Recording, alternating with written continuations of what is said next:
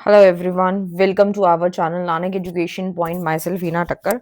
और आज का जो हमारा जो सब्जेक्ट रहेगा क्वेश्चन बैंक, गेस्ट पेपर और काफ़ी कुछ आज हम डिस्कस करेंगे। सब्जेक्ट नेम रहेगा हमारा इको 07 है हमारा, ठीक है। जो कि बीबीए वाले स्टूडेंट जो भी हैं, न्यू वाले हैं चाहे वो ओल्ड वाले हैं, अगर उनका इको 7 वाला सब्जेक्ट है तो समझ लेना ये वीडियो सिर्फ और सिर्फ आप ही के लिए बनाई जा रही है।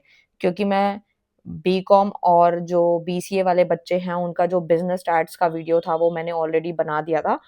वैसे तो सिलेबस काफ़ी सिमिलर है बीकॉम वालों का और बीबीए वालों का, बस थोड़ा बहुत डिफरेंस है। डिफरेंस मैं बता देती हूँ, एक बारी मैं चैप्टर यहाँ पे लिख देती हूँ कौन कौन से हैं, ठीक है। तो सिंपल सी बात ये है कि आपको ये समझना है कि इको 07 एलिमेंट ऑफ स्टैटिस्टिक के ऊपर ये वीडियो मैं बना रही हूँ, ठीक है।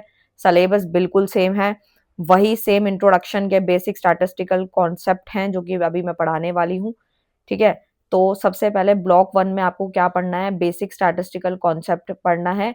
यानी कि क्या-क्या पढ़ना होगा वो भी एक बार बता देती हूँ, ठीक है, क्योंकि टाइम बहुत लिमिटेड है हमारे पास। तो सबसे पहले हमें क्या पढ़ना होता है, मीनिंग पढ़ना होता है, स्कोप ऑफ स्टैटिस्टिक, और साथ में ऑर्गेनाइजिंग अ स्टैटिस्टिकल सर्वे है, फिर एक्यूरेसी है and ratio percentage and rates है। तो ये तो है यूनिट ब्लॉक 1 का। उसके बाद collection, classification, presentation of data है। नेक्स्ट आता है measure of central tendency and फिर आता है मेजर ऑफ डिस्पर्जन एंड स्क्रूनेस। तो इस तरीके से चीजें रहेंगी। एक बार हम देख लेते हैं कि हमें जो है, ये तो नोट्स हैं, ठीक है। तो मैं जो है आपको नोट्स यहाँ पे नहीं करवा रही हूँ, आपको सिर्फ इंपॉर्टेंट क्वेश्चन ही कराऊंगी, ठीक है। तो हम बैक हो जाते हैं एक बारी, ठीक है। वेट,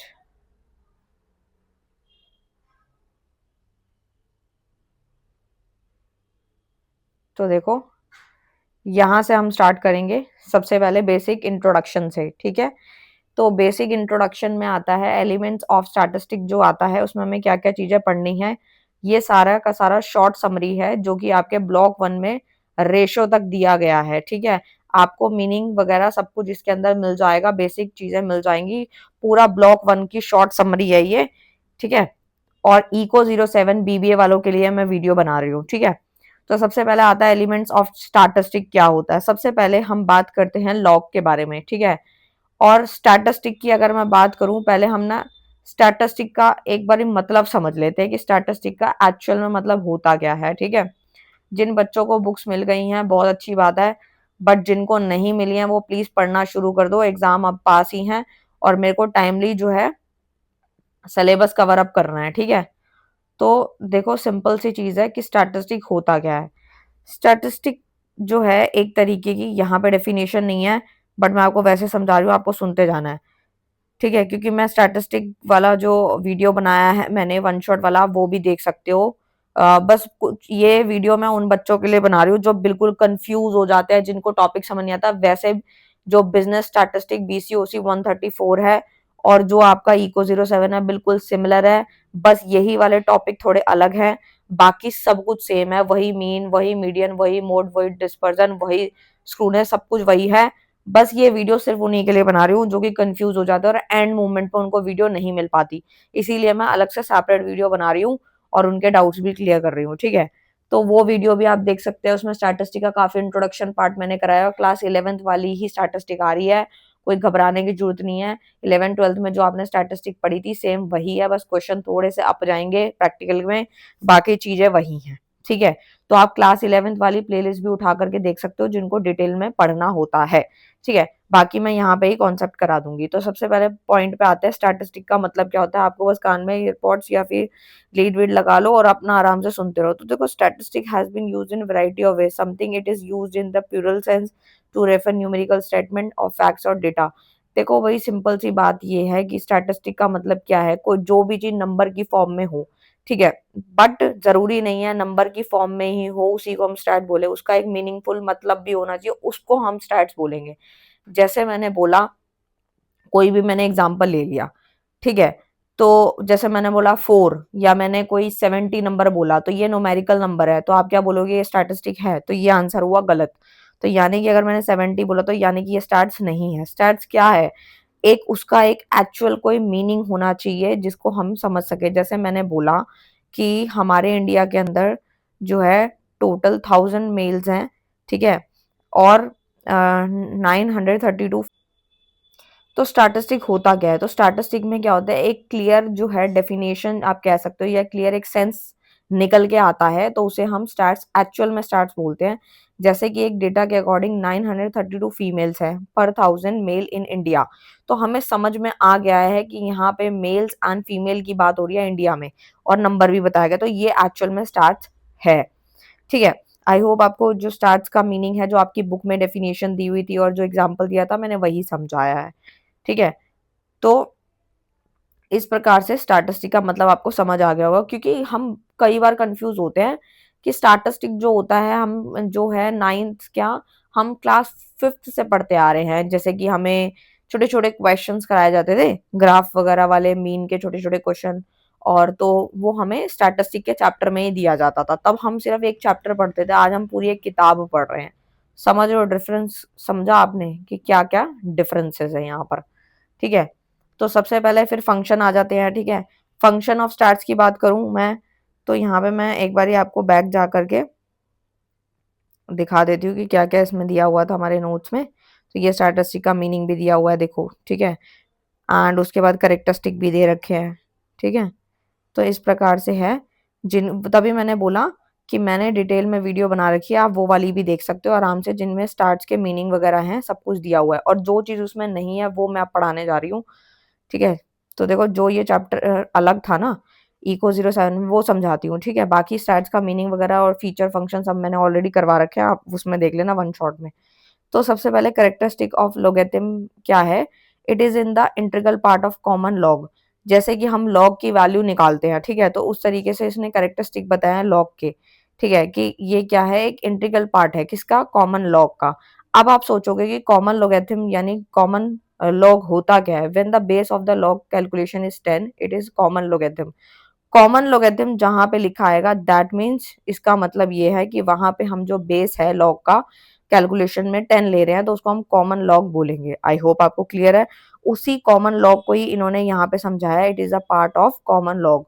कॉमन लॉग बोले तो कैलकुलेशन इज 10, है ना। डिस्ट्रीब्यूटिव रेशियो होता क्या? The ratio of the part to total which includes the part it is same as proportion. Distributive ratio क्या होता है? Ratio of a part to total, यानी जो हमारा रेशियो है वो एक तरीके से पार्ट टू द टोटल है, विच इंक्लूड्स दैट पार्ट, जो कि इंक्लूड करता है उस पार्ट को, और ये एक तरीके से जो है सेम है प्रपोर्शन की तरह। प्रपोर्शन आप लोगों ने पढ़ा ही है चैप्टर्स में। हाइब्रिड रेशियो क्या होता है? ये तो नाम से ही समझ में आ रहा है, ratio between corresponding part of different category of data. यानी कि ये एक तरीके से रेशियो है, किसकी रेशियो है? Ratio between corresponding part of different category of data. क्या होता है, जब हम डेटा को इकट्ठा करते हैं तो अलग अलग कैटेगरी से करते हैं, ठीक है, कोई एक जगह से नहीं करते। तो जो अलग अलग कैटेगरी से हमने डेटा को इकट्ठा करा है, उसमें जो करस्पॉन्डिंग पार्ट होते हैं, यानी कि रेशो रेशो बताई गई है किसके बीच की? Corresponding part of different category of data. अलग अलग कैटेगरी ऑफ डेटा में से जो हम रेशो लेते हैं उसी को हम हाइब्रिड रेशो कहते हैं, और एक तरीके से it is a similar to rate, और ये एक तरीके से रेट के बिल्कुल सिमिलर है। नेक्स्ट पे आते हैं लॉग। लॉग क्या होता है? लॉग आपने पढ़ा भी होगा, log of a given number. ठीक है, given number of log it's the power to which a given base से बी। ठीक है, तो एक तरीके से बेस को हम बी कंसीडर कर लेते हैं, is raise to attain the given number, if y is equal to bt then t is equal to log।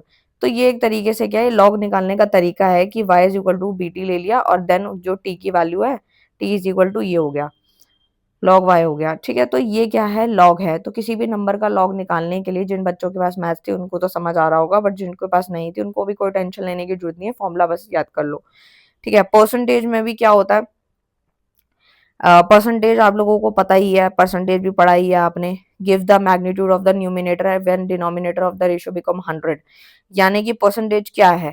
जो आपका gives the magnitude of the numerator, numerator और डिनोमिनेटर आपको पता है उसका रेशियो बिकम 100 है, दैट मीन्स वो percentage है। प्रपोर्शन क्या होता है? The ratio of number of item in one category to the total number of item in all category. क्योंकि जब आप प्रपोर्शन में कोई चीज लिखते हो तो एक अकेला सिंगल नंबर 100 या फिर 50 ऐसे नहीं लिखते, प्रपोर्शन में लिखते हो। तो प्रपोर्शन का मैं अगर आपको एक यहाँ पे डेफिनेशन समझाऊं, तो प्रपोर्शन की डेफिनेशन आपको समझ नहीं है, ठीक है, 1 मिनट रुक जाओ।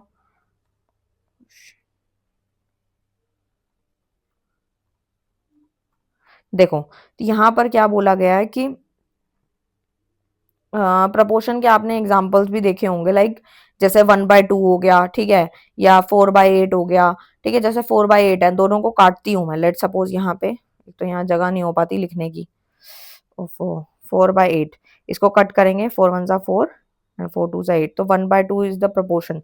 तो ये इस तरीके से प्रपोर्शन होता है, वही उन्होंने बताया है कि सबसे पहले आपको वन कैटेगरी की आइटम का नंबर ऊपर लिखना है और नीचे टोटल नंबर लिखने हैं, ठीक है। रेट क्या होता है, देखो बहुत छोटी छोटी बेसिक चीजें हैं, कोई डिफिकल्ट नहीं है, ठीक है, इसीलिए शॉर्ट समरी लेकर आई हूँ एंड मोमेंट पे पढ़ने के लिए, ठीक है। इस प्रकार से ही ये बनाए हैं, और ये क्वेश्चन बैंक में ये वाला पेज इंक्लूडेड नहीं था, बट स्टिल मैंने यहाँ पे ऐड कर दिया है, ठीक है। तो उसके बाद है यहाँ पर रेशो हो गया ना, सॉरी, प्रपोर्शन हो गया, हाँ ठीक है। रेट, रेट पे आते हैं। A ratio in which when numerator and denominator are express in different unit. देखो रेट क्या होता है, अगर मैं एक छोटा सा एग्जांपल ले लूं रेट का, ठीक है, तो वो भी आपको समझ आता होगा, जैसे हमने डेफिनेशन से समझा है। 1 मिनट रुक जाओ।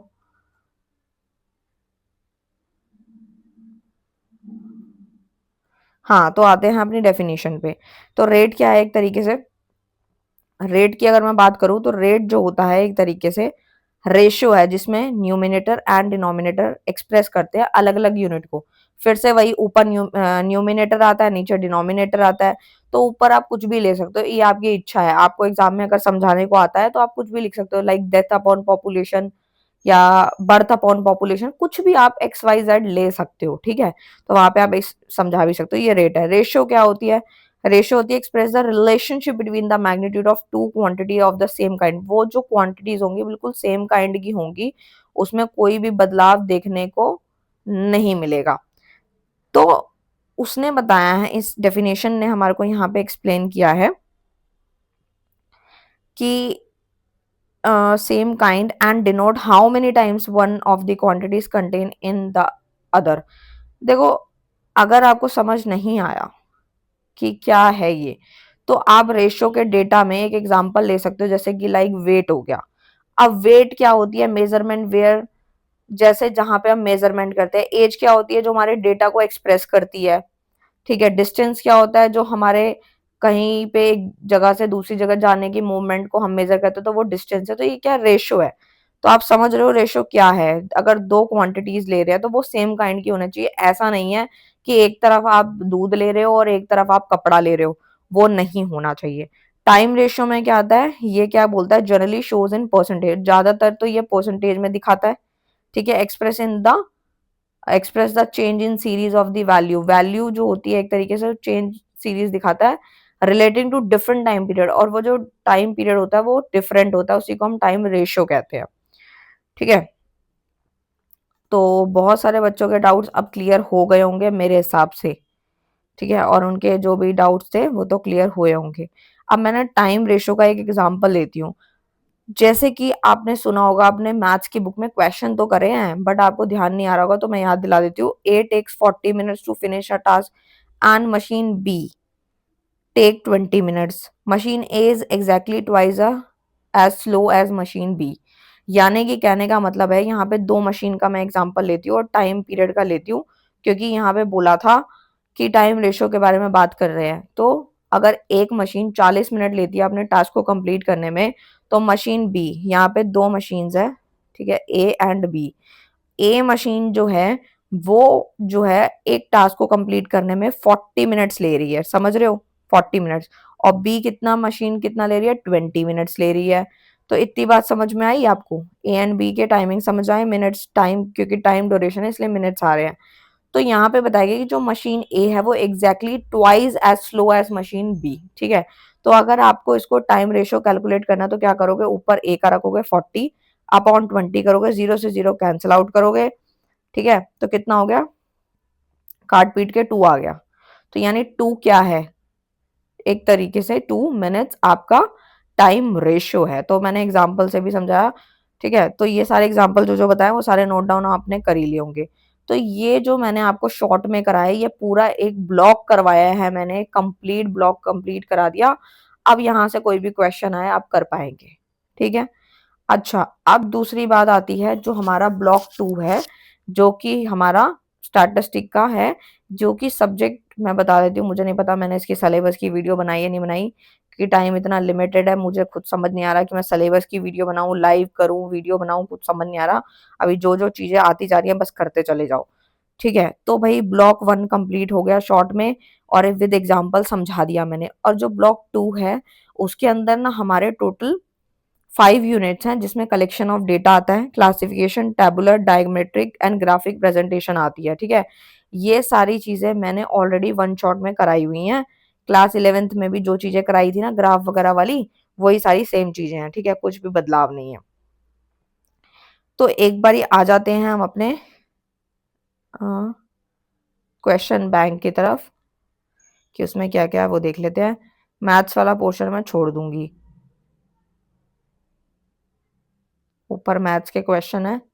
मैथ्स वाला शायद मैंने करा दिया, पता नहीं, मुझे याद नहीं है, क्योंकि सब्जेक्ट ही इतने सारे हैं, डीयू में इग्नू में क्या क्या करें हम, ठीक है। तो देख लेना, एक बार बन गई है वीडियो बनी हुई है तो ठीक है, वरना फिर इस पे भी बना देंगे, ठीक है। तो ये रहा क्वेश्चन आपका स्टैट्स का, ये मैं अब कराने जा रही हूँ, ठीक है। तो एक बार देख लेते हैं। हम्म तो अब आते हैं, वही स्टैटिस्टिक का मीनिंग मैंने आपको ऑलरेडी समझाया था कि स्टैटिस्टिक एक्चुअल में है क्या। तो स्टैटिस्टिक जो है, business statistic involve collecting, analysing, presenting and interpreting data for business decision making. Business statistic is the application of statistical method to business decision making.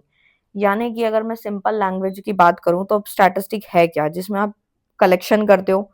Collection कोई क्यों करता है, क्योंकि उसको अपना डेटा इकट्ठा करना है। और डेटा दो तरीके से कलेक्ट करा जाता है, एक तो अपनी प्राइवेट एजेंसीज करती हैं, ठीक है, और एक अपनी कौन करती है, गवर्नमेंट करती है। यानी कि जो डेटा इकट्ठा हो रहा है वो या तो पब्लिक मोड में होता है या प्राइवेट मोड में हो रहा है, ठीक है। तो कलेक्शन होती है पहले, फिर हम उसको एनालाइज करते हैं, फिर प्रेजेंट करते हैं, प्रेजेंट जैसे टैबुलर की फॉर्म में कर दिया, ग्राफ की फॉर्म में कर दिया, और फिर उसको इंटरप्रेट करते हैं, उसके कंक्लूजन्स निकालते हैं, और फिर एक बेटर डिसीजन लेते हैं कि हाँ भाई, अगर हमने ये सर्वे करा है कि भाई अगर मान लो कि एक गली के अंदर जो है वो 20 घर हैं, यानी 20 लोगों का अलग अलग अपना अपना एक घर है, किसी का ABCD ऐसे नाम दे सकते हो, या फिर आप नंबर भी दे सकते हो उनको, ठीक है। तो अगर 20 घर है तो उनमें कोलगेट कौन सा यूज हो रहा है, तो ये एक सर्वे हुआ। तो उसका कंक्लूजन निकाला और उसके बाद बेटर डिसीजन लिया कि हाँ भाई, कौन सा कोलगेट सही है, किससे कैंसर ज्यादा नहीं हो रहा, कौन सा बेटर है। तो इस तरीके से सर्वे हुए। तो वही हमारा बिजनेस स्टार्ट का पार्ट है, प्रॉपर एक जो है सीरीज चलती है। बिजनेस स्टार्ट एक तरीके का application of statistical method to business decision making. एक तरीके से बिजनेस स्टैटिस्टिक क्या है, एक एप्लीकेशन है जिसमें हम स्टैटिस्टिकल मेथड का इस्तेमाल करते हैं, बिजनेस डिसीजन मेक करते हैं कि बिजनेस में जो जो डिसीजन लेने हैं वो सही ढंग से ले ले। इट इन्वॉल्व कलेक्टिंग, वही सारे पॉइंट्स हैं। तो बिजनेस स्टार्ट्स में क्या होता है ना, ये हमारी ऑर्गेनाइजेशन में क्या क्या मदद करता है, जैसे कि हमें डिसीजन इन्फॉर्म कर रहा है, फॉरकास्ट ट्रेंड हो गया, ट्रेंड क्या चल रहा है उसको भी पहले ही फॉरकास्ट कर रहा है। Optimise operation by understanding pattern, pattern को समझ रहा है कि मार्केट में चल क्या रहा है। And relationship with data, data के साथ ऑर्गेनाइजेशन का क्या रिलेशनशिप है वो भी पता लगाता है। नेक्स्ट हमारा आता है importance of business statistic. Business जो स्टैटिस्टिक है, नाम से ही समझ में आ रहा है उसके क्या क्या इंपॉर्टेंस है। भाई हम ये सब्जेक्ट क्यों पढ़ रहे हैं, हमें क्यों पढ़ाया जा रहा है, हमारा क्या बेनिफिट। भाई सीधी सी बात है, आप ये सोचो कि जब आप कुछ काम करने जाते हो, कुछ बड़े लेवल पे जाते हो, प्राइवेट एजेंसी स्टार्ट करते हो, तो आपको भी सर्वे करना पड़ेगा, तो आपको ये स्टेप्स पता होने चाहिए। और अगर नहीं भी करना तो भी पता होना चाहिए कि डेटा निकल के कहाँ से आता है, कैसे कैसे एक्शन लिए जाते हैं और डिसीजन कैसे लिए जाते हैं। तो सबसे पहला आता है बिजनेस फॉरकास्टिंग में मदद करता है बिजनेस स्टार्ट्स, क्योंकि हमें वो चीजें बताता है कि आप ऐसे ऐसे फॉरकास्टिंग करो, ऐसे ऐसे प्लानिंग करो। नेक्स्ट आता है असिस्ट इन मार्केट रिसर्च। हम मार्केट जो रिसर्च करते हैं कि हमें आगे क्या करना है, कंज्यूमर के बिहेवियर को एनालाइज करना। अब मैंने आपको यहाँ पे एग्जांपल दिया था कोलगेट का। अब आप सर्वे ना करते तो आपको पता चलता कि 20 जो घर हैं उनमें से कितने लोग, मान लो उसमें से 5 घर ऐसे हैं जो कि कोलगेट इस्तेमाल ही नहीं करते, वो सिर्फ दातुन करते हैं। तो ये बात आपको कब पता लगेगी, जब आप सर्वे करोगे, ठीक है। ऐसा नहीं है फालतू में कोई भी सर्वे करेगा कि खाली बैठा और सर्वे करने चला गया, ऐसा कोई नहीं करता। लेकिन अगर इन फ्यूचर अगर उसको कोई प्रोडक्ट अपना मार्केट में लेकर आना है तो वो सर्वे करेगा। अगर वो अपना कोई ब्रांड का कोलगेट लेकर आ रहा है या कोई कुछ एक्स्ट्रा कोई अलग टाइप का होममेड दातून जिसे बोलते हैं पाउडर की फॉर्म में वो लेके आना चाहता है तो उसको सर्वे करना पड़ेगा। तो उसे जब तक यही नहीं पता होगा वो फिर क्या फायदा। तो यानी कंज्यूमर के बिहेवियर को उसने एनालाइज किया ना, क्योंकि उसने सर्वे किया। नेक्स्ट आता है evaluate business performance and productivity. यहाँ पे मैं आप लोगों को फिर भी डिटेल में करा रही हूँ, ठीक है, बट इससे भी ज्यादा डिटेल में मैंने क्लास 11th में कराया था, बोर्ड पे कराया था। जरा आप वीडियो देखना, आपको मजा आ जाएगा, काफी चीजें डिटेल में कराई थी। बिजनेस परफॉर्मेंस भी इवैल्यूएट होता है, ठीक है। अभी तो मैं क्वेश्चन बैंक इंपॉर्टेंट क्वेश्चन पे फोकस कर रही हूँ, बट अगर टाइम बच जाता है एग्जाम से पहले तो फिर मैं शायद वन शॉट भी लेकर आ जाऊंगी पूरी बुक का। लेकिन अभी मेरे को ये कंप्लीट कराना है क्योंकि अभी मुझे इंपॉर्टेंट क्वेश्चन की टेंशन ज्यादा है। एक तो सब्जेक्ट इतने सारे हैं कि कुछ नहीं हो पा रहा है ढंग से। मतलब ढंग से क्या मतलब, बहुत ज़्यादा दिक्कत हो रही है क्योंकि मैं इग्नू को भी कवर कर रही हूँ, डीयू को भी कर रही हूँ, सारी यूनिवर्सिटीज़ को कवर करती हूँ और नए-नए जो सब्जेक्ट आते जा रहे हैं वो उनके ऊपर भी वीडियो बनाना है। तो देखो अभी बिज़नेस परफॉर्मेंस भी इवैल्यूएट होता है, प्रोडक्टिविटी भी इससे इवैल्यूएट हो जाती है कि हमारी प्रोडक्टिविटी है कितनी। And inventory and quality control में भी सपोर्ट मिलता है बिजनेस स्टैट्स को पढ़ने से, ठीक है। क्योंकि जब हम चीजें सीख जाते हैं, हमें एक सीक्वेंस पता चल जाती है कि ऐसे एनालाइज करना है, ऐसे करना है, तो क्वालिटी को हम कंट्रोल करेंगे कि क्वालिटी अगर बेकार हो रही है तो उसको ठीक करो। फाइनेंशियल एनालाइज एड्स हो गया, रिस्क भी मैनेज हो रहा है कि अगर इन फ्यूचर रिस्क हो सकता है तो उसको अभी हम पहले से ही कंट्रोल कर लें। बिजनेस स्टैट्स के यहाँ पे कुछ फीचर्स होते हैं। सबसे पहला आता है क्वांटिटेटिव इन नेचर, यानी कि it deal with number, data, measurable fact. Quantitative in nature कैसे है ये, क्योंकि ये यहाँ पे जो है बिजनेस स्टार्ट क्वांटिटी की बात करता है, नंबर के बारे में बात करता है। जैसे मैंने 20 बोला तो हमें पता लग गया क्वांटिटी की बात हुई है 20, यानी 20 घर की सर्वे हुआ है डेटा की फॉर्म में, बेस्ड ऑन डेटा कलेक्शन। और ये एक तरीके से डेटा का कलेक्शन होता है जिसमें हम एक्यूरेट कलेक्टिंग करते हैं, वो डिपेंड हमारे ऊपर करता है। अगर 20 घर का सर्वे मैंने करना था, एक ही दिन का टारगेट लेके चली थी जिसमें मैंने 5 घर या फिर 10 घर की और 10 घर का खुद ही अजम्पशन लगा लिया, तो उसको हम एक्यूरेट डेटा कलेक्शन नहीं मानेंगे क्योंकि हमने सही ढंग से कलेक्शन तो करी नहीं। डिसीजन मेकिंग में हेल्पफुल होता है, लेकिन अगर हम डेटा सही ढंग से कलेक्ट करेंगे तो हमारा रिजल्ट भी सही निकल के आएगा। इंटरप्रिटेशन भी इन्वॉल्व करता है, ऑब्जेक्टिव ओरिएंटेड होता है एंड स्टैटिस्टिकल टूल यूज में इस्तेमाल करे जाते हैं। जैसे कि हमने अपने अलग अलग चैप्टर पढ़े थे क्लास 11 में, एवरेज निकालना। अब कई बार क्या होता है, एवरेज हो गया, डिस्पर्जन हो गया, कोरिलेशन हो गया, किसी दो के बीच में हमें रिलेशन निकालना है, किसी दो प्रोडक्ट के बीच में, तो कोरिलेशन का इस्तेमाल करते हैं। साथ ही साथ अगर हमें एवरेज निकालनी है, जैसे कि एक एग्जांपल लेके चलती हूँ कि अगर एक कंपनी के अंदर 50 पर्सन्स जो हैं वो इंडिविजुअल्स काम कर रहे हैं, तो उनकी सबकी सैलरी अलग अलग है। तो क्या हमारे पास अगर टाइम नहीं है तो हम दो चार से पूछेंगे, उसके बाद खुद ही एवरेज लगा देंगे। तो वो पॉइंट भी आता है कि हम एक एक चीज जो है कैलकुलेट नहीं कर पाते। यहाँ तो 50 लोग हैं फिर भी सर्वे हो जाएगा, लेकिन अगर कंट्री की लेवल पे बात करें, इकोनॉमी के लेवल की बात करें, तो डेटा इतना ज्यादा है कि हमें एवरेज लगानी ही पड़ती है, हम एक एक चीजों का कलेक्शन नहीं कर सकते, ठीक है। तो ये पॉइंट समझ आया। बिजनेस स्टार्ट्स के फीचर्स क्या है वही आप बना के लिख सकते हो। डेटा ड्रिवन है, यानी कि relies on factual and numerical data to analyse business situation, कि वो डिपेंड करता है कि आपका जो डेटा है वो न्यूमेरिकल तो है और फैक्चुअल कितना है, ठीक है, फैक्ट कितने हैं उसमें, उसके अकॉर्डिंग बिजनेस की सिचुएशन हम एनालाइज कर लेते हैं कि इन फ्यूचर ऐसा होगा। साइंटिफिक अप्रोच है, एक तरीके से डेटा को इकट्ठा करा, फिर उसको ऑर्गेनाइज करा, फिर एनालाइज किया, फिर इंटरप्रेट किया। नेक्स्ट आता है मैथमेटिकली बेस होता है। मैथमेटिकली बेस कैसे होता है, मैथमेटिकल फॉर्मूला हम इसमें इस्तेमाल करते हैं, टेक्निक का इस्तेमाल करते हैं, तब जाके कहीं हमारा डेटा सही निकल के आता है। एनालिटिक टू नेचर होता है, यानी ये हमारी कॉम्प्लेक्स बिजनेस की जो प्रॉब्लम है उसको तोड़ता है, ब्रेक करता है, और फिर एक अंडरस्टेबल पार्ट जो होता है हम उसको एनालाइज करने में इस्तेमाल करते हैं। जैसे कि हमने क्या करा, आप कोई भी एग्जांपल लिख सकते हो, ऐसा नहीं है कि आपको कोलगेट का या मैंने जो एग्जांपल दिया वही लिखना है। आपके पास बहुत सारे एग्जांपल हैं, आप कोई भी दे सकते हो। प्रेडिक्टिव पावर होती है, प्लानिंग एंड कंट्रोल में भी ये मदद करता है क्योंकि हमारे काफी सारे बेनिफिट्स हैं।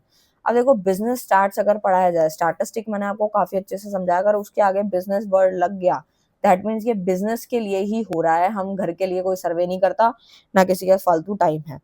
तो देखो इसके फायदे और नुकसान भी हैं, तो मैं बता दूं, सबसे पहला जो बिजनेस स्टार्ट्स का बेनिफिट है वो होता है डिसीजन मेक करना, यानी फैक्चुअल बेसिस पे ये प्रोवाइड किया जाता है। फोरकास्टिंग भी हम कर सकते हैं, आने वाले समय में सेल और डिमांड का पता लगा सकते हैं। अगर आज हमारे पास डेटा है, अगर मान लो मैं एक छोटा सा एग्जांपल लेती हूँ कि अगर आप एक दुकान खोल के बैठ गए, 1 महीने आप दुकान पे बैठे और आपने काफ़ी सारी चीज़ों को एनालाइज़ किया, सुबह से शाम तक अगर आपने ड्यूटी दी है, तो आप इन फ्यूचर की सेल 10 दिन की, आने वाले 10 दिन की, 15 दिन की सेल आप खुद ही बता देते हो, ऊपर-नीचे करके कि हाँ, इतनी हो सकती है, और वो कहीं न कहीं उसके आस-पास ही होती है। तो आपने क्या करा, आपने जो प्रिडिक्ट किया, प्रिडिक्ट कैसे किया? फोरकास्ट किया, टूल इस्तेमाल करे कि आपने हर चीज़ टाइम भी देखा और काफ़ी सारे स्टैटिस्टिक की चीज़ें को माइंड में यूज़ करा, सो दैट आपको सेल एंड डिमांड पता लग गई। सिंप्लीफाई कॉम्प्लेक्स डेटा, ये ना हमारे डेटा को ना काफ़ी सिंपल वे में लेके आता है, यानी जो कच्चा डेटा होता है, उसको बिल्कुल समरी की फॉर्म में ले आता है। अब एक छोटा-सा मैं एग्ज़ाम्पल दे रही हूँ, वही कोलगेट वाला ही देती हूँ आप लोगों को मैं, कि आप अगर किसी के घर गए थे, 20 लोगों के घर पे जाके सर्वे करके आए थे, दैट मीन्स आप गए थे, आप कोई भी कॉपी पेन या पेपर लेके चले गए, तो अपने अकॉर्डिंग आप जो है लिखते चले गए वहाँ पे, क्योंकि आपके पास इतना टाइम नहीं था कि आप जो है उसको स्केल लो, फिर लाइन खींचो, फिर एक-एक बंदे का इंटरव्यू लो, आप ऐसा नहीं, आपको जो ठीक लगा आप सब लेकर आ गए, लेकिन आपने घर आके उसको एक समरी की फॉर्म में दिखाया। दैट मीन्स आपने अपने कॉम्प्लेक्स डेटा को सिंप्लीफाई कर लिया। आप प्लान कंट्रोल में भी इसको सपोर्ट मिलता है, क्योंकि आपको पहले से ही बजटिंग और परफॉर्मेंस आप ट्रैक कर पाते हो, क्योंकि चीज़ें आपके सामने आ जाती हैं। ठीक है? बुराई क्या है? कभी-कभी क्या होता है, हम रॉन्ग डेटा जो होता है, गलत डेटा जो होता है, उससे कन्क्लूजन भी हमारे रॉन्ग निकलते हैं। स्किल्ड यूज़ रिक्वायर्ड होता है, एक्सपर्टीज़ की ज़रूरत होती है। ये नहीं कि कोई भी पढ़ा-लिखा व्यक्ति नहीं है जो कि पेंटर है, या फिर कोई ऐसा व्यक्ति है जिसको नॉलेज नहीं है, अगर हम उसे डेटा इकट्ठा करने भेजें तो सब गलत-सलत लेकर आएगा, जिसकी वजह से बिज़नेस स्टार्ट में कोई मदद नहीं मिलेगी, और एक तरीके से हम इसमें फीलिंग और ओपिनियन को मेज़र नहीं करते, उसको हम इग्नोर करते हैं। डेटा की एक्यूरेसी डिपेंड करती है हमारे ऊपर कि हमने डेटा कैसे इकट्ठा करवाया है, ठीक है? टाइम कंज्यूमिंग है, क्योंकि इसमें टाइम तो लग ही जाता है, ठीक है? आई होप आपको क्लियर होगा। नेक्स्ट पे आती हूँ मैं यहाँ पे, जो कि हमारा क्वेश्चन है difference between harmonic mean and geometric mean. यहाँ से भी कई बार आपके क्वेश्चन देखने को मिल जाते हैं, तो मैं एक बारी ये भी चेकआउट कर लेती हूँ कि ये आपके सिलेबस में है कि नहीं है। तो आपका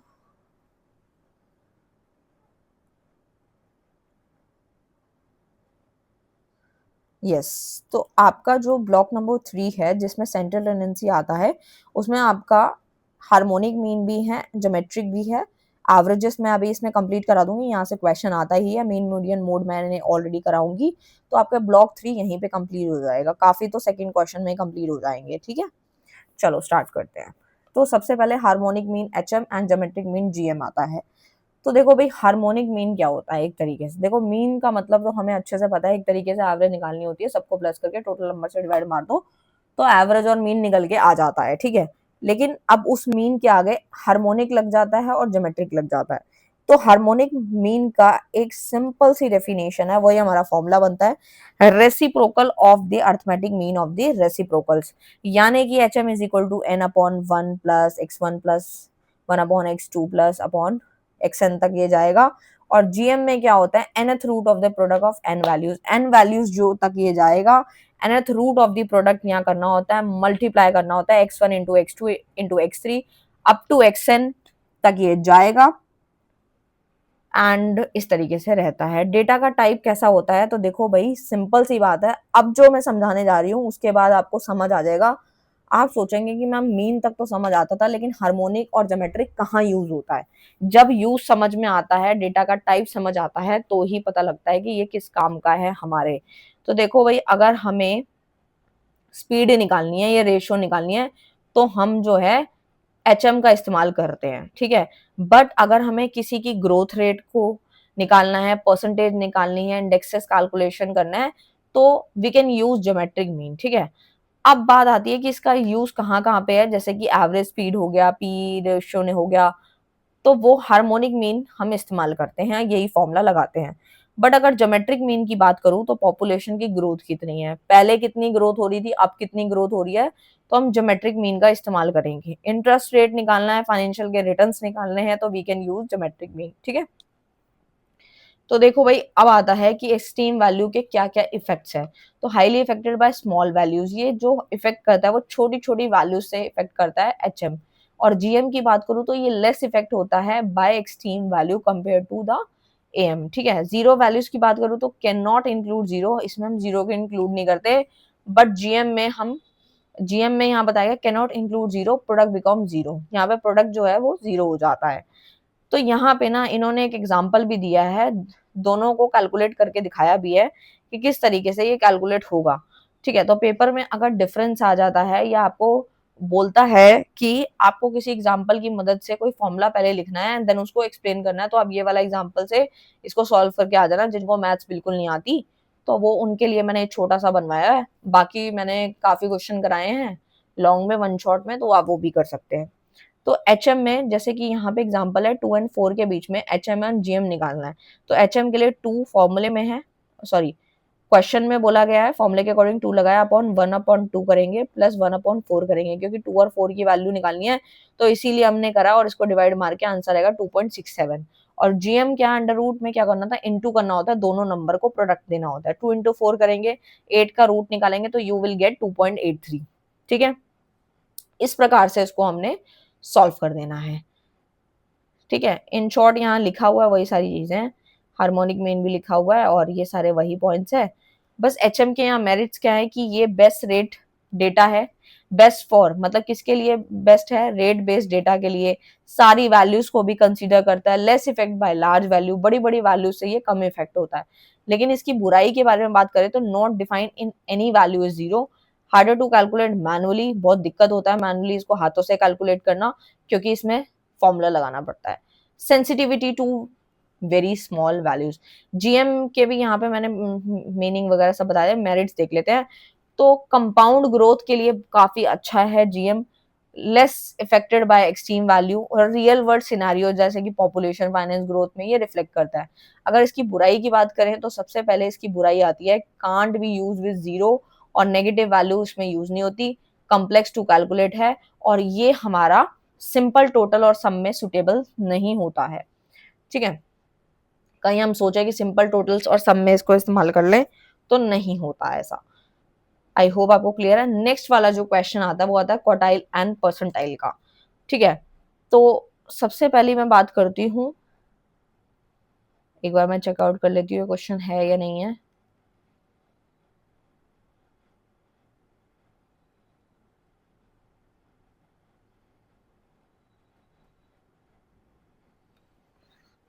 साथ साथ मैंने पीडीएफ ओपन कर रखा है इग्नू वालों का। ठीक है, ईको 07 का साथ साथ चेक करती जा रही हूँ क्या क्या चीजें हैं और क्या नहीं है।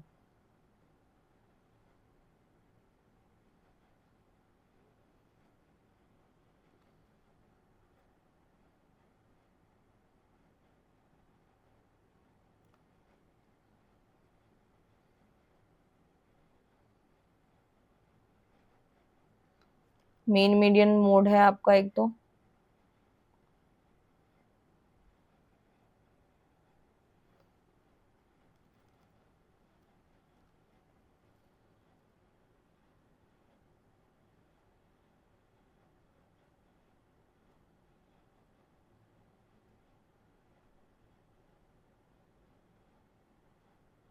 यस मिल गया मुझे क्वेश्चन। अब हम करते हैं जो आपका परसेंटाइल मुझे नहीं दिखा। नेक्स्ट आता है सेंट्रल टेंडेंसी। सेंट्रल टेंडेंसी में मीन मीडियन मोड है, ये सारे आपके पूरे ब्लॉक को कवर करेगा। ठीक है, तो देखो सबसे पहला आता है central tendency refers to the centre और एवरेज और अ डेटा सेट। एक तरीके से जो हमारा डेटा सेट होता है उसका जो सेंटर वाला पार्ट होता है, सेंटर हो गया या फिर आपका एवरेज बोलो, तो वो एक तरीके से आपके सेंट्रल टेंडेंसी का पार्ट है। ये एक सिंगल रिप्रेजेंटेटिव वैल्यू होती है जो कि डिस्क्राइब करती है पूरे डिस्ट्रीब्यूशन को। ठीक है, जैसे मैंने आपको सैलरी का एग्जांपल दिया था, मेन मेजर होते हैं सेंट्रल टेंडेंसी के, मीन मीडियन मोड होते हैं। ठीक है, तो देखो भाई सबसे पहले अर्थमेटिक एवरेज होता है मिडल। मीन में क्या होता है, अर्थमेटिक एवरेज लिया जाता है, सबको जो है उसमें से ले लिया जाता है, एवरेज लिया जाता है। तो वो तो मैंने एक सैलरी का एग्जांपल दिया, लेकिन अगर आपको नॉर्मली मीन कैलकुलेट करना होता है तो आप क्या करते हैं, ठीक है, sum of observation upon total number of observation करके एक एवरेज निकाल देते हैं। मीडियन में क्या होता है, मिडल वाली वैल्यू ली जाती है। मोड में क्या होता है, मोस्ट फ्रीक्वेंट वैल्यू, जो सबसे ज्यादा बार रिपीट हो रही है हम उसी को मोड मान लेते हैं। ठीक है, सेंट्रल टेंडेंसी के क्या क्या यूजेस है, जो हमारी जो लार्ज डेटा सेट होती है उसको इस समरी की फॉर्म में लेकर आता है, ग्रुप और ट्रेंड को भी कंपेयर करता है कि अलग अलग कोई ग्रुप बने हुए हैं या डेटा सेट है, तो उसको ये क्या करता है, कंपेयर। नेक्स्ट आता है डिसीजन मेकिंग में बड़ा हेल्पफुल है ये, और फॉरकास्टिंग भी करता है, क्योंकि अगर हम एवरेज निकाल लेते हैं, अब जैसे क्या होता है कि क्लास में टीचर जब क्या होती है, आती है और अटेंडेंस लेती है, तो उसमें से 4-5 बच्चे नहीं आए होते, तो वो अपने हिसाब से जो है आगे रिपोर्ट भेज देती है। फ्यूचर का एक तरीके से डिसीजन मेक करता है, एंड फर्दर स्टैटिस्टिकल एनालिसिस में भी मदद करता है। तो एक फॉर्मूला है मीन का, सिग्मा एक्स अपॉन एन, यानी कि एक्स बोले तो टोटल नंबर, ठीक है, सॉरी, एक्स का मतलब होता है आपका नंबर ऑफ ऑब्जर्वेशन आप कह सकते हैं, और एन मतलब टोटल नंबर ऑफ ऑब्जर्वेशन, यानी टोटल वैल्यूज, ये रहा formula, upon number of values में डिवाइड देना है, तो वो मीन है। मीडियन क्या होता है, मीडियन में आता है मिडल वैल्यू, बीच की वैल्यू ली जाती है और उसको असेंडिंग या डिसेंडिंग ऑर्डर में लगाया जाता है। आउटलेयर इससे इफेक्ट नहीं होते, स्क्रू डिस्ट्रीब्यूशन बेटर होता है। मोड जो बार बार रिपीट होता है, ठीक है, तो ये वही डिफरेंस है जो मैंने आपको समझाया है, ठीक है। नेक्स्ट आता है एवरेज क्या होता है, तो देखो भाई एवरेज मैंने अभी समझाया। मूविंग एवरेज क्या है, एक तरीके से moving average are technical indicator used to smooth out price data and identify trend by calculating the average price of the security over a specific period. यानी कि अगर मैं सिंपल भाषा में बोलूं, तो मूविंग एवरेजेस एक तरीके से टेक्निकल इंडिकेटर है जो कि यूज किया जाता है स्मूथ आउट प्राइस डेटा। आपको प्राइस के डेटा को कैलकुलेट करना, ट्रेंड्स का पता लगाना, तो आप एवरेज प्राइस का इस्तेमाल करते हो, ठीक है। इसमें एक फॉर्मूला आता है, वही ये लिखा हुआ, ये लिखा, ये फॉर्मूला है, x1 plus x2 upon xn तक जाएगा, सबको प्लस कर देना, निकल जाएगा। ये जो मूविंग एवरेज होता है वो किस में इस्तेमाल होता है, तो ट्रेंड का पता लगाना, वही सारे पॉइंट्स आप लिख सकते हो। स्टॉक मार्केट का एनालाइज करना, जैसे बाय करे सेल करे, सिग्नल देता है शॉर्ट टर्म के लिए, लॉन्ग टर्म के लिए, गोल्डन क्रॉस है, डेथ क्रॉस है, तो ये मूविंग एवरेज बताता है। सेल भी फोरकास्ट करता है, इन्वेंट्री भी मैनेज करता है, वही सारे पॉइंट्स हैं जो कि आराम से आप बना के लिख सकते हैं, ठीक है। अब मैं देख लेती हूँ टाइम सीरीज है या नहीं है आपके सिलेबस में, एक एक चीज मुझे देखनी पड़ रही है।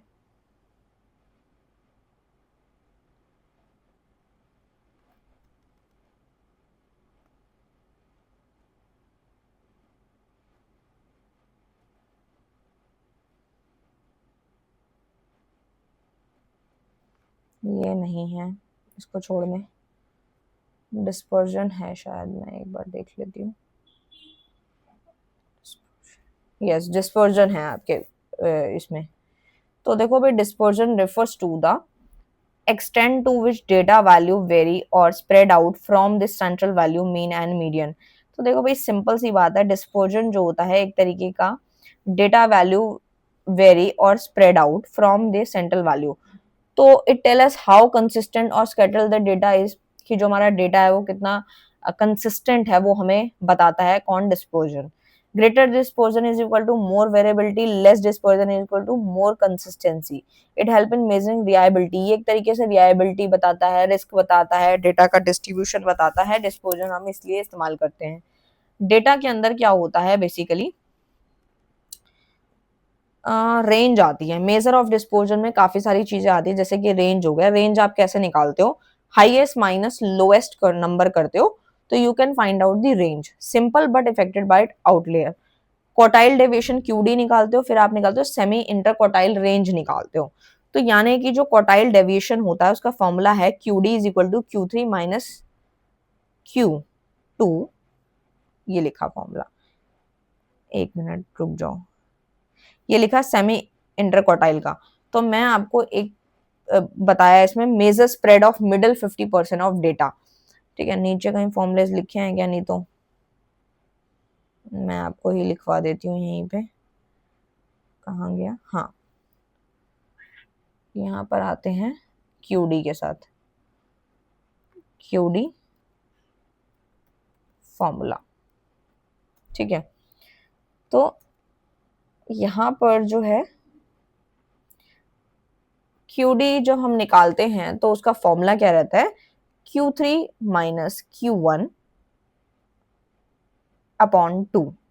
ठीक है, यहाँ पे कुछ गड़बड़ हुई है, यहाँ पर मैं आपको लिख के दिखा रही हूँ, एक minute. Q3 minus Q1 upon 2। ठीक है, ये आप नोट कर लेना, इसको कट करो, पता नहीं कैसे ये गड़बड़ हो रही है। तो ये फॉर्मूला है। एंड जब आप कोफिशिएंट निकालते हैं तो आपका क्या होता है, सेम ही चीज हो जाती है। यहाँ पे मैं करके दिखाती हूँ, सेम ही चीज है, Q3 minus Q1 upon Q3 plus Q1, यानी कि 2 हट जाता है, नीचे भी 3 और 1 आ जाते हैं, बस प्लस में आ जाते हैं और ऊपर माइनस में, एंड देन ऊपर अलग ब्रैकेट नीचे अलग ब्रैकेट रहता है। ठीक है, तो इस प्रकार से है। स्टैंडर्ड डेविएशन क्या होता है, मोस्ट वाइडली यूज होता है, और ये किस लिए इस्तेमाल होता है, major how values deviate from the mean, कि वैल्यू जो है वो किस तरीके से डेविएट कर रही है, तो you can find out the standard deviation. Variance क्यों निकालते हैं, square of the standard deviation, show average square deviation. ठीक है, डिस्पर्जन किस लिए इस्तेमाल होता है, टू एनालाइज डेटा वेरिएबिलिटी, यानी कि डेटा की वेरिएबिलिटी को एनालाइज करता है डिस्पर्जन, साथ ही साथ हमारे पैसों में रिस्क के बारे में पता लगाता है, कितना रिस्क है लॉन्ग टर्म के हिसाब से, शॉर्ट टर्म के हिसाब से।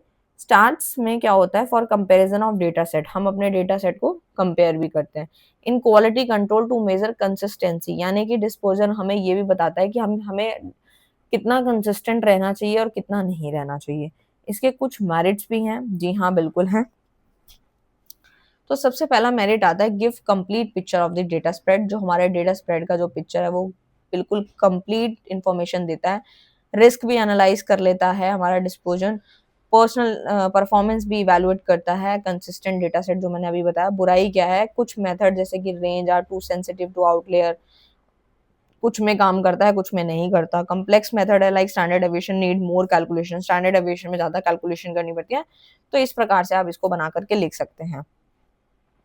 ठीक है, और फिर इन्होंने हमारे को ये समझाया कि डिस्पर्जन के जो फीचर्स होते हैं उसमें डेटा स्प्रेड को मेजर करता है, वही पॉइंट्स है, क्वांटिटेटिव वेरिएबिलिटी होती है, एंड इस प्रकार से है। ठीक है,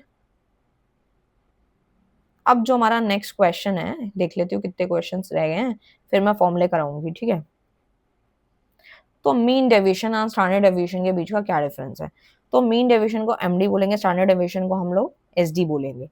तो सबसे पहले बात यही आती है कि यहाँ पर जो है मीन डेविएशन में आता है average of absolute deviation from mean and median, यानी कि जो हमने एवरेज ली जाती है एब्सोल्यूट डेविएशन फ्रॉम मीन, या तो मीन से ली जाती है या मीडियन से ली जाती है। ठीक है, एंड यूजेस ऑफ स्क्वायर की बात करूँ तो उसमें कोई यूज नहीं होता है, और ये एक्यूरेट कम होता है, सेंसिटिव कम होता है, एंड एप्लीकेशन बेसिस बोले तो बेसिक डेटा को ये एनालाइज करता है और सिंपल टू कैलकुलेट होता है। जबकि जो हमारा स्टैंडर्ड डेविएशन होता है वो मोर एक्यूरेट होता है, क्योंकि more weight to outlier. Average जो होता है, यानी स्टैंडर्ड डेविएशन में क्या होता है, average square deviation from the mean, है ना, मोर सेंसिटिव होता है, मोर कम्प्लेक्स होता है। और एप्लीकेशन की बात करूं तो ये एडवांस एनालाइज करता है, जैसे पैसों के बारे में पता लगाना एंड साइंस के बारे में पता लगाना। मीन डेविएशन के कुछ फीचर्स होते हैं, जैसे easy to understand and calculate होता है, uses all value in the data set, ये हमारे डेटा सेट के अंदर सारी वैल्यूज को इस्तेमाल करता है तभी कैलकुलेशन कर पाता है। Less affected by extreme value, जो हमारी एक्सट्रीम वैल्यूज होती है उससे ये कम प्रभावित होता है देन स्टैंडर्ड डेविएशन, है ना। Useful for comparing the consistency of the mode data set, यानी कि जो हमारी कंसिस्टेंसी है दो या दो से ज्यादा डेटा सेट की, उसके लिए उसको ये कंपेयर करने में, उसके बारे में पता लगाने में मदद करता है। बुराई क्या है, not a widely use as a standard deviation, एक तरीके से जो हमारा स्टैंडर्ड डेविएशन होता है एडवांस स्टैट्स में, उसमें ये कम चीजों के बारे में यूज होता है। डज नॉट कंसीडर, और ये एक तरीके से डायरेक्शन ऑफ डेविएशन जो होती है उसको भी कंसीडर नहीं करता है। तो इस प्रकार से था ये स्टैंडर्ड डेविएशन, आपको जो मैंने पढ़ाया, फीचर्स से ही आप मेरिट्स एंड डीमेरिट्स बना सकते हैं। तो ये तो था पूरा का पूरा कंप्लीट। ठीक है, तो अब जो है हमारा रह जाता है एक तरीके से फॉर्मूलाज। एक बार देख लेती हूँ कि वो मैंने करवाए हैं या नहीं कराए। एक बार आ जाती हूँ मैं अपने गेस की तरफ।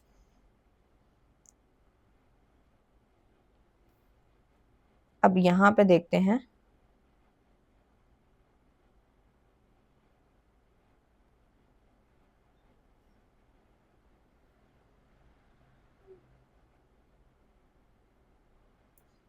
वेट,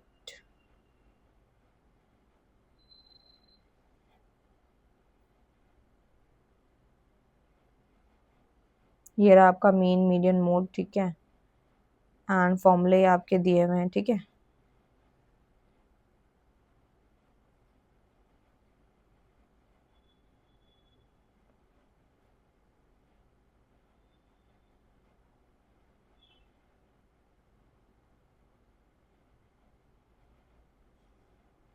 एचएम का फॉर्मूला मैंने आपको करवा दिया है, ठीक है। जीएम का भी बता दिया है, मीन का भी बता दिया है, मीडियन भी बता दिया है, मोड भी बता दिया है, एंड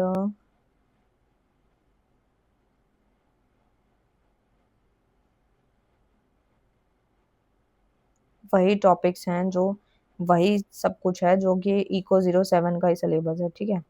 रेंज आपको बता दिया मैंने,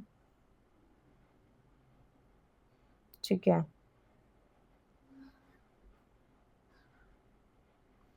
हाँ, आप इसका स्क्रीनशॉट ले सकते हैं। ये स्टैंडर्ड एविएशन है, स्टैंडर्ड एविएशन में अनग्रुप डेटा का, अनग्रुप डेटा का ये फॉर्मूला है, ग्रुप वाले का ये फॉर्मूला है, कंटिन्यूअस डिस्ट्रीब्यूशन ये है, शॉर्टकट का ये है, ठीक है। मुझे टाइम मिलेगा तो मैं जल्दी इसके ऊपर वीडियो बनाऊंगी। वैसे मैंने स्टार्ट का वन शॉट बना रखा है, उसमें ये सारे क्वेश्चन करा रखे हैं और फॉर्मुलेस भी कराया है, तो आप वो वाली वीडियो भी देख लेना, ठीक है। जो चीजें नहीं कराई थी मैंने और जो अलग थी वो मैं इस वीडियो में कवर अप करा रही हूँ, ठीक है। कोरिलेशन तो है ही नहीं आपका, एक बार मैं चेकआउट, वैसे तो नहीं है कोरिलेशन आपके इको 07 वालों का, और ना ही आपका इंडेक्स नंबर है। तो वही फॉर्मूले का स्क्रीनशॉट आपने ले ही लिया होगा, ठीक है। बाकी सब कुछ मैंने डन करवा दिया है और हर एक चीज बता भी दी है आप लोगों को। अगर वीडियो अच्छा लगे तो प्लीज उसे लाइक करें, शेयर करें, कमेंट करें। और साथ ही साथ आपको करना क्या है, ये वीडियो तो अच्छे से करके जानी ही है, साथ ही साथ जो है आप लोग जो है वन शॉट जो है बिजनेस स्टैटिस्टिक का वो अच्छे से कर लेना, और जो क्वेश्चन बैंक करवाया है अभी आज मैंने वो कर लेना, सफिशिएंट है इको 07 के लिए। All the best for your exam, thank you so much.